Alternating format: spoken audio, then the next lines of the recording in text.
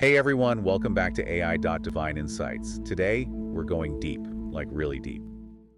All right, so today we're diving deep into the book of Exodus, Exodus chapter 4, to be exact, Oh yes, where Moses gets this, well, pretty huge task, right? Leading the Israelites out of Egypt. huge is an understatement, I think. I think we all know the story, but what always strikes me is how relatable Moses's reaction is at first. Yeah. It's like, whoa, hold on a second. Are you sure you got the right guy? Oh, absolutely. I mean, here's this guy, right? He's being asked to do this incredible thing. I mean, talk about pressure. And his first response is basically, no way. Are you kidding me? Haha, pretty much. He even tells God straight up, they're not going to believe me. Right. He doubts himself. He doubts his abilities. He says he's, not a good speaker. Slow of speech, I think is how it's phrased, right? Right. Slow of speech. And, it's like he's applying for a job that he thinks is way out of his league. Yeah, exactly. Which I think, honestly, a lot of us can relate to that feeling. Oh, absolutely. That feeling of inadequacy when you're faced with a big challenge. Yeah, I mean, I know I've been there. But what I find interesting is that God doesn't just snap his fingers and make it all happen instantly. Right. Instead, he actually takes the time to address Moses's very human, understandable concerns. He does. And that's where I think these miraculous signs come into play. Yeah. It's not just about proving God's power.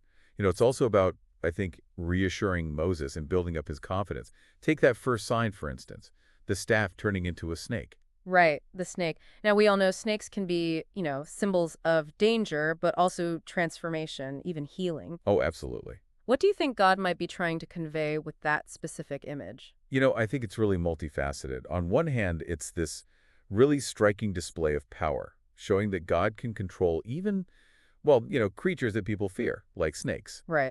But it's also, I think, very much about transformation. Moses is about to go through this radical change, from shepherd to this liberator, a leader. And I think this sign, it might be a visual representation of that very transformation. I see. Yeah, yeah. It's like saying, look, Moses, I can take this ordinary object and I can turn it into something, well, extraordinary. And you know what? I can do the same with you. Exactly. And then there's that second sign, Moses's hand turning leprous and then being healed. I mean, talk about a visual metaphor. It's powerful. Leprosy, especially back then, was a terrifying disease, right? Oh, yeah. And it was associated with impurity and isolation. And yet, God uses it as this sign of both affliction and healing. Could that be connected to the Israelites' own situation at this point? I think that's a really insightful observation. You're thinking about how they're enslaved, right? They're suffering under Pharaoh. I think this sign could symbolize both their current affliction and that promise of future deliverance. Right. Almost like God is saying, hey, I see your pain, and I'm going to heal you. Okay, so we've got snake for transformation, leprosy for affliction and healing. What about that third sign, the river water turning to blood? Ah, yes, the Nile. I mean, the Nile River, that was the lifeblood of Egypt, literally. Literally. Fertility, abundance, even the power of Pharaoh, it all went back to the Nile. So by turning it into blood, God's demonstrating his sovereignty over even, I guess you could say, the most essential element of their entire society. It's almost like a direct challenge to Pharaoh's authority, isn't it? Like saying, my power, oh, it trumps yours. Exactly, and it foreshadows the plagues that are going to come later, Yeah, These right. much more dramatic displays of God's power. But even after seeing these incredible signs, Moses, well, he still has his doubts. This time, it's not about other people believing him. It's about his own ability Right. to speak well. Like, he actually says he's slow of speech, which, I mean, come on, not exactly the ideal quality for someone who's supposed to be leading a nation, right? It's true. It really makes you wonder if any of us would have been like, okay, I'll do it at this point.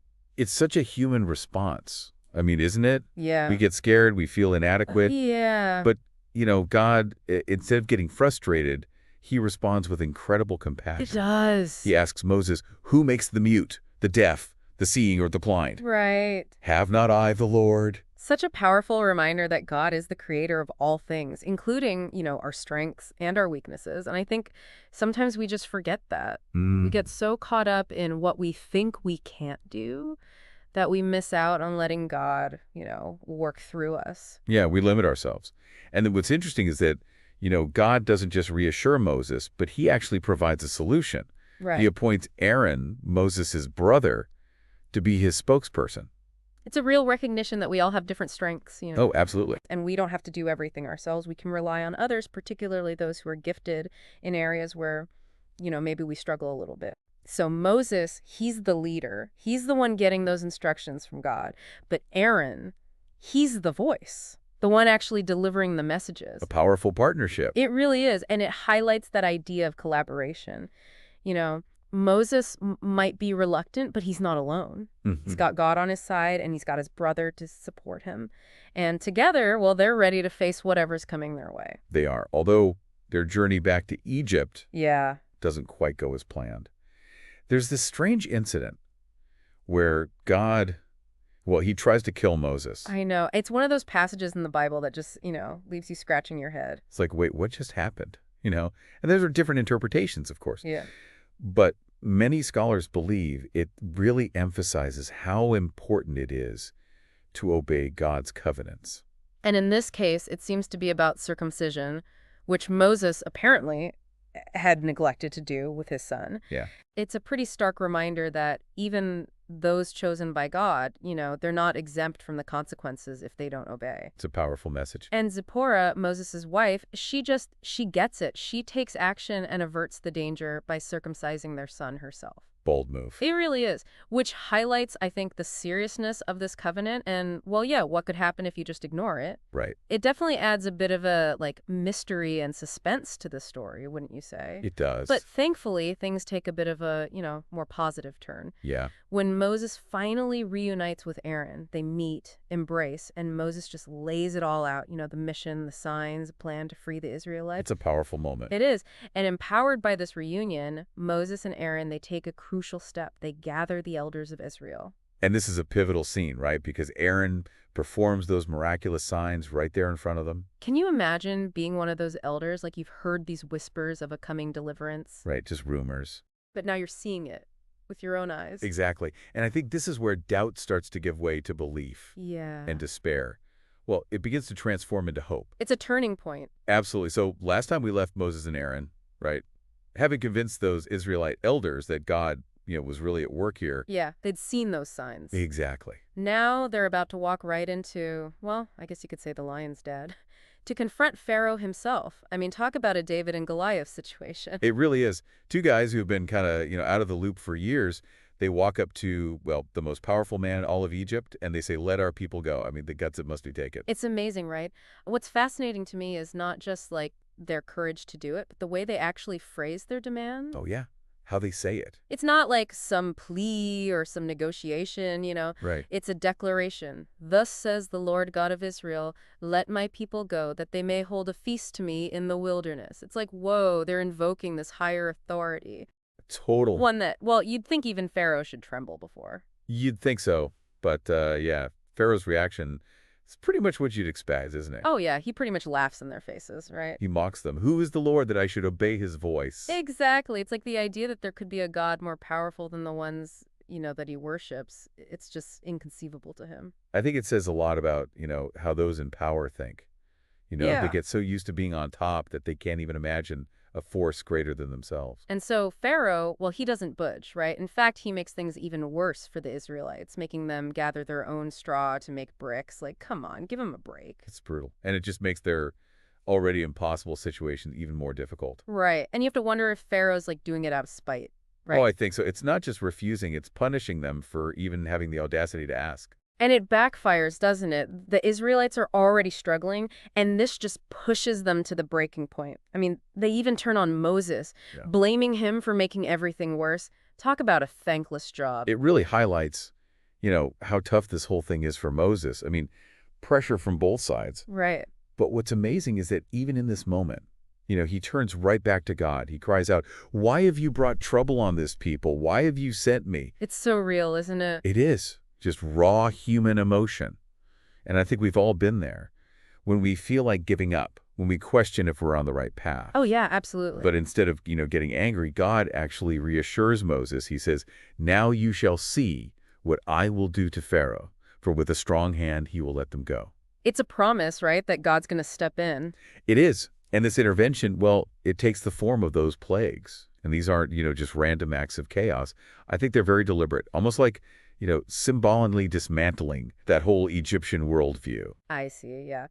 Each plague seems to target a specific aspect of Egyptian life and what they believe, like the plague of frogs, for example. Right. Frogs, they were associated with Hecate, the goddess of fertility. And by overwhelming Egypt with frogs, God's kind of showing, well, that she's not so powerful after all. It's like saying, look, your gods can't protect you from this.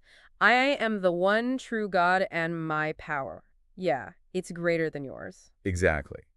And this pattern, it continues with pretty much every plague, like the Nile turning to blood. That challenges this whole idea that the river's, this source of life, the plague of darkness.